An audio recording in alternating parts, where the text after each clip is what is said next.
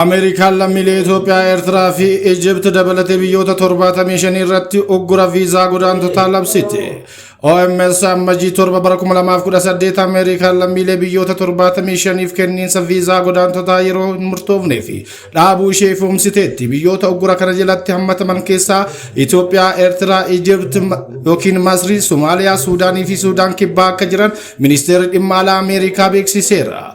Murteen kun kan darbe ministeera dhimma alaa Ameerikaa hojmaata sakatta'insa iyyattoota viizaa irra deebi'een madaaluuf murteeffachuu isaatiin kan wal qabatu ta'uu ibsameera. Qajeelfama kana jalatti qondaaltonni qoonsilaa Ameerikaa iyyattoota mootummaa irratti hirkachuu danda'an adda baasuuf jecha viizaa dhaaban ajajni kennameera.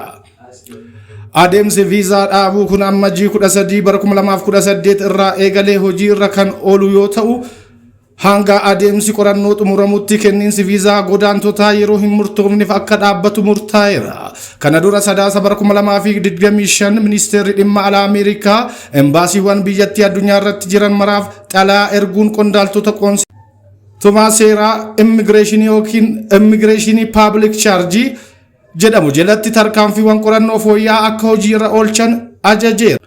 Qajeelfamni haaroon kun iyyattoota deeggarsa mootummaa fi faayidaalee mootummaa irraa fayyadamuu danda'an viizaa akka hin arganne gochuu irratti xiyyeeffata. Akkasumas ogeessota qoonsilaa murtii kennuu dura haala galii akkasumas fedhii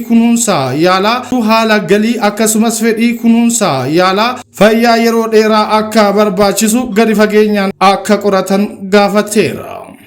Biyyoota gaafa Afrikaa shanan ugguraa kana jalatti hammataman malees biyyoonni akka Raashiyaa, Afgaanistaan, Biraazil, Iraan, Iraaq, Naajeeriyaa, Tanzaaniyaa, Yemen fi biyyoonni Afrikaa baha giddu galeessaa, Eeshiyaa, Awurooppaa fi Laatiin Ameerikaa kanneen biroos tarree ugguraa kana keessatti akka hammataman ibsameera.